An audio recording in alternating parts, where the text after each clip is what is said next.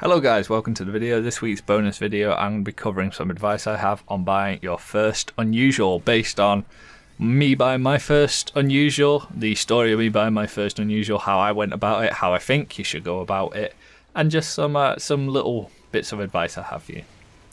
So you are looking at buying your first unusual. There are a few ways that you can do this. You can A, save up your traded items, get keys, slowly build up the funds for your hats, just by trading little bits of profit, which is how most people do it.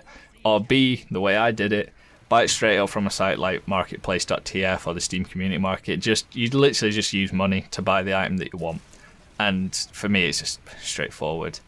Either of these decisions require you to consider a few things, and these things are 1, what effect, 2, what class, and 3, what hat.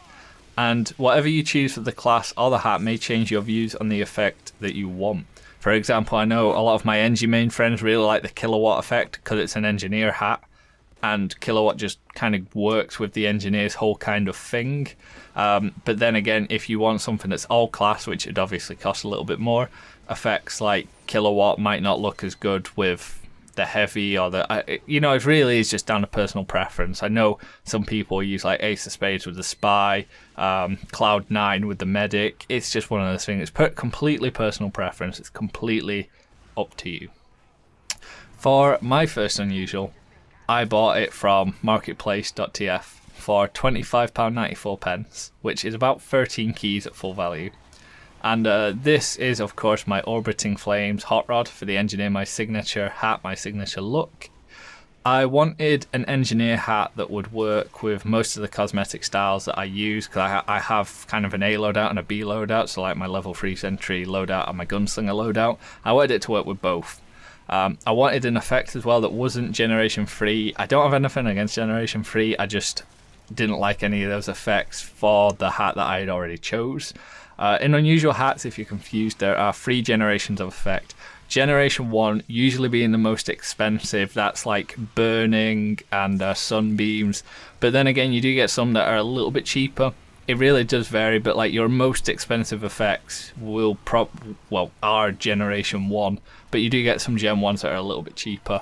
You get generation 2, which is usually a bit more mid-priced. Again, there's some Gen 2s that are a bit more expensive, a little bit cheaper.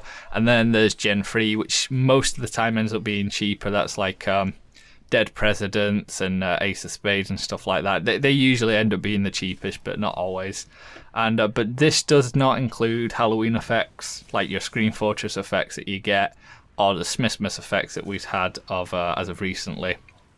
Some of those effects can be really, really expensive, but the price can fluctuate and you get them dirt cheap. I know the Universal Translator, which is an all-class hat in TF2, you can get one of them for next to nothing with a very unique effect on it. They are quite cheap. You can get them for not much. It's a really cool effect. It's just the hat doesn't really work with that many things. If you like the Universal Translator, then you honestly have like the best market of unusual effects, just because the hat isn't that popular. But it's one of those, I don't really mention the Screen Fortress effects just because the price is a little bit weird.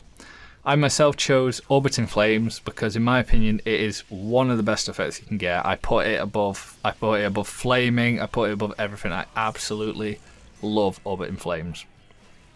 I set a price point which was about 15 keys at the time, I remember saying, so that's like £30 for me. I wasn't going to spend any more than £30, and I searched through the marketplace unusual price grid to pick, and I was quite lucky that Orbiting Flames was actually within my budget. I'd already been wearing the vintage hot rod on my engineer for a good couple of years now. It was kind of my look, so I wasn't really concerned about how it looked because I already knew that was the hat I was going to choose.